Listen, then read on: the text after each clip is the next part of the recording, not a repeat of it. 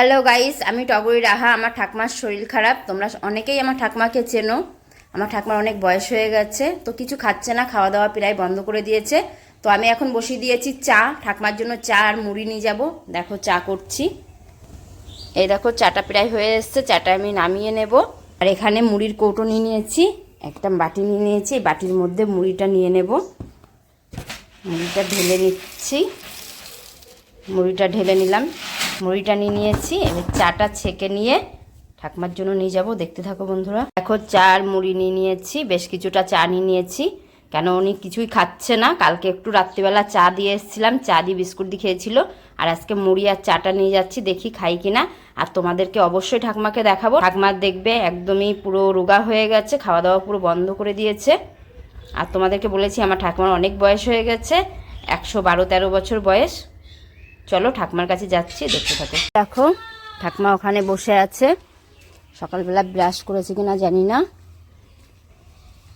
এই দেখো ঠাকমা, চা নিয়ে এসছি।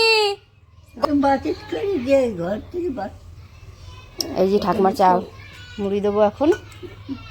শরীর কেমন আছে? শরীর ভালো আছে? শরীর ভালো নেই আমার, সেই দিয়েছিলি হ্যাঁ। ওই মাঝি বৌমা, ওই ওই মাঝি বৌমা, ওই খানা হলদি তরকারি, কচুর ডাটা, চিংড়ি মাছ। চিংড়ি মাছ দিয়ে কচুর ডাঁটা খাবা? ও আছে, ওই যা সব নিয়ে আনিছি, থাল বাসন। দেখতে পাচ্ছ বন্ধুরা, ঠাকমা এখন অনেকটা রোগা হয়ে গেছে আর খাওয়া দাওয়া প্রায় বন্ধ করে দিয়েছে। কথা বলছে, অনেক কথা ভুলে গেছে। আমি আর ঠাকমা, তো এই দেখো ঠাকমার চা ঢেলে দিয়েছি গ্লাস থেকে বাটিতে, বললো বাটিতে ঢেলে দে। আর মুড়ি দিয়ে এখন দেবো, খাবে চাটা।